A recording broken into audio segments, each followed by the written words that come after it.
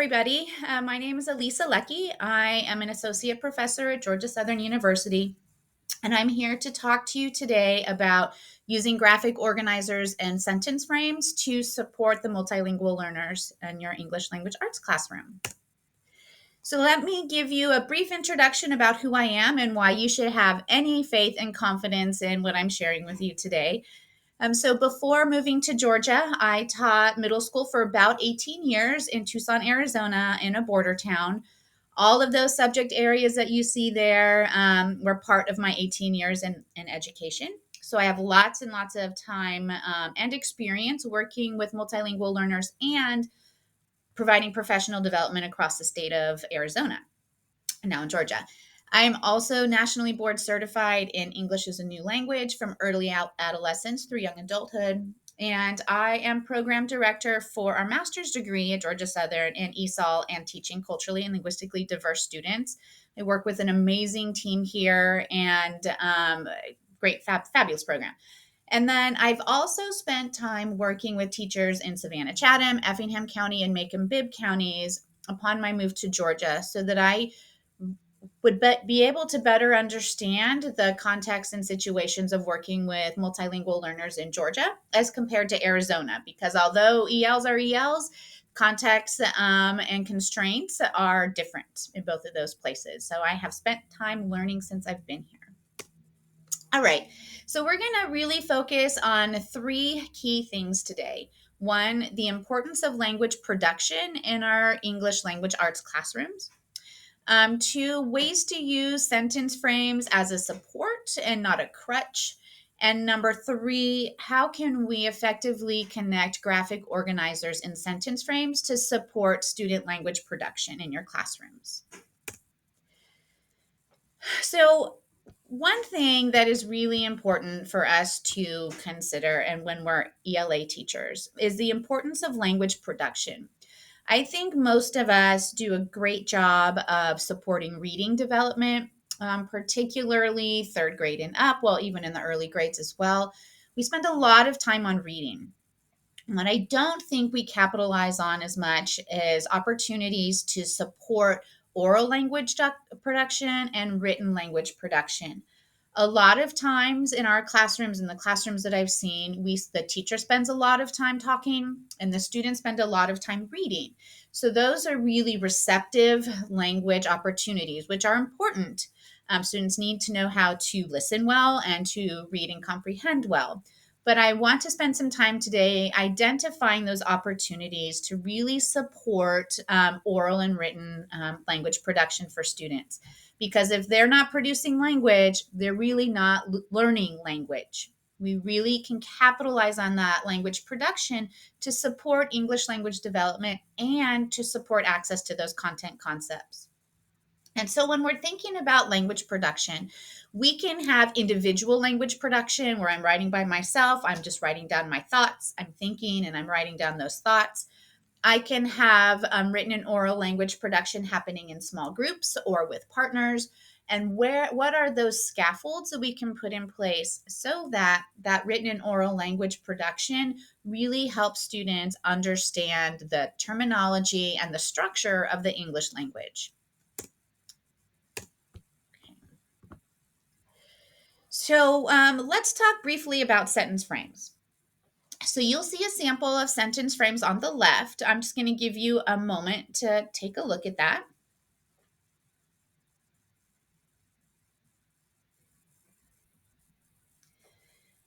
I'm sure what you noticed, in particular if we started to read what was on the right-hand side, that those sentence frames are kind of generic sentence frames that will help students compare and contrast. We can compare and contrast characters. We can compare and contrast different texts, different authors, different genres. So those same sentence frames can be used to do a wide variety of things in our ELA classrooms. And what the use of these sentence frames does, it does several things. One, it gives the vocabulary that students need to use in order to compare and contrast successfully. We have the word while, the phrase is different from, that help us contrast concepts and topics. We have the term both and for comparison. And then this phrase is more is another way to contrast. So while I think we do a great job of teaching our content area vocabulary and our standards based vocabulary and vocabulary that's in the text, what sentence frames allows us to do is explicitly give scaffolds for the language of compare and contrast, cause and effect, problem solution, whatever those language functions are. What it also does is it gives students an understanding of the syntactical structure for compare and contrast, or whatever language function you're focusing on. One of our jobs as ELA teachers is to teach sentence structure, and sentence frames are a great way to do this. I could shift these sentence frames and make them all compound sentences with semicolons and commas. I can shift these sentence frames to make them all complex sentences that begin with a dependent clause. So I can highlight the fact that when I'm starting a sentence with a subordinating conjunction, I need to have a comma at the end of that first phrase. Sentence frames help us repeat and emphasize those syntactical structures that are related to both language function, like compare and contrast, and sentence structure, like compound and complex. We also have the opportunity to support content area vocabulary development and application. As we all know, students need to use and apply vocabulary terms multiple times in multiple ways before they actually own those words. Those content terms and concepts are what we're going to put in those blank lines. So, are students able to pull the vocabulary from the content and apply it into those blanks, into those sentence frames? Their ability to do that with the scaffold and support of a sentence frame really gives us insight into their understanding of content concepts, right? If students are able to accurately put the correct content terms in those lines that show how they're related and connected to each other, they understand the content. If they're not able to do that, then we need to start questioning, is it confusion with the content, or is it a language barrier where they're just not able to express themselves completely? If we ask students simply to tell me how Othello and Romeo and Juliet are similar and different, if we don't provide these sentence frames, is there too much of a language barrier in the way for students to even begin to demonstrate what they understand about those two separate plays? So sentence frames provide that scaffold that give us insight into students' content area knowledge. So here's another example. I'm going to give you just a second to look at that, and I'm going to pull out some highlights from an ELA perspective.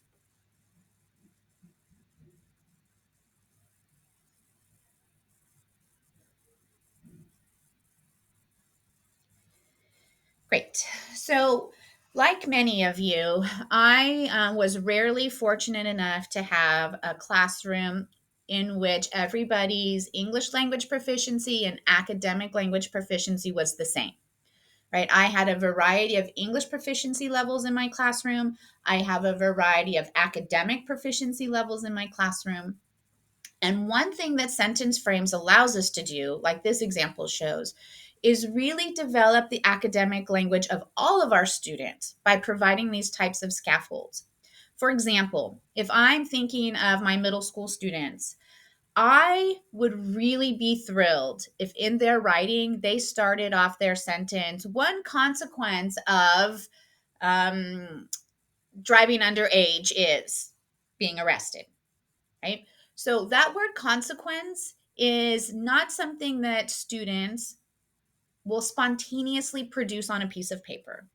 However, when I provide them this sentence frame and I give them that word and they see that word, they'll use that word in writing.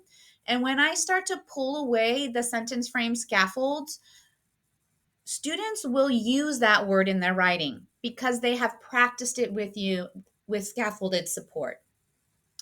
I also like the phrase increases the risk of, more likely to. I think those are phrases that are show academic sophistication. And when we provide them in these sentence frames, not only do they provide the scaffolded support for our multilingual learners, they provide support in academic language for all of our learners. Okay, so it's not a watering down curriculum for the rest of the students in your classroom. In fact, I think you can really augment their academic language skills by incorporating sentence frames. So let me show you what that means. So this is the first law of thermodynamics. So I chose this topic because I'm sure many of you are not familiar with the law of thermodynamics, to really highlight some of the complexities of language and how the words in the text connect content concepts and really help show the meaning and understanding of those concepts. Okay, so I'm gonna give you a minute. Thinking the law of thermodynamics, what could some of those words be?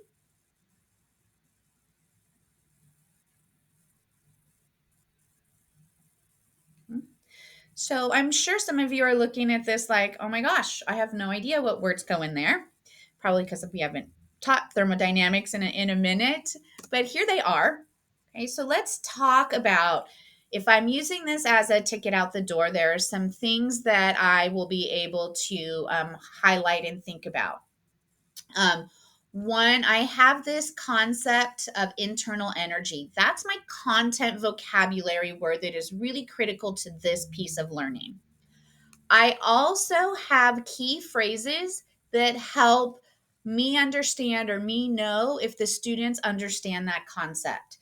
Heat being added to the system from its surroundings, and on its surroundings. So helping me gauge students' understanding by their ability to differentiate between the word on and from, right? Because the word that follows it is the same for both.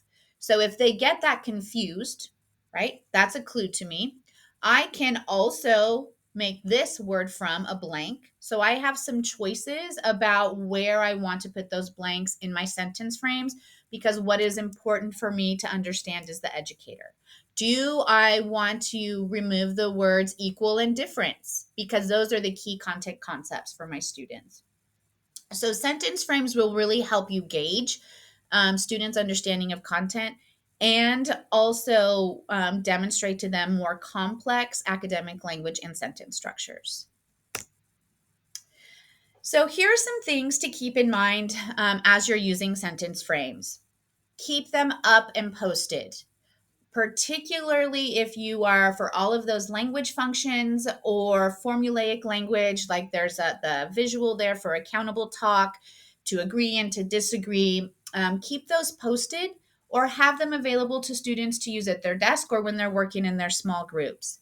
So many times we say the words, right? But for our multilingual learners, have a hard time distinguishing individual words within phrases, right? Because it sounds like the words are all running together.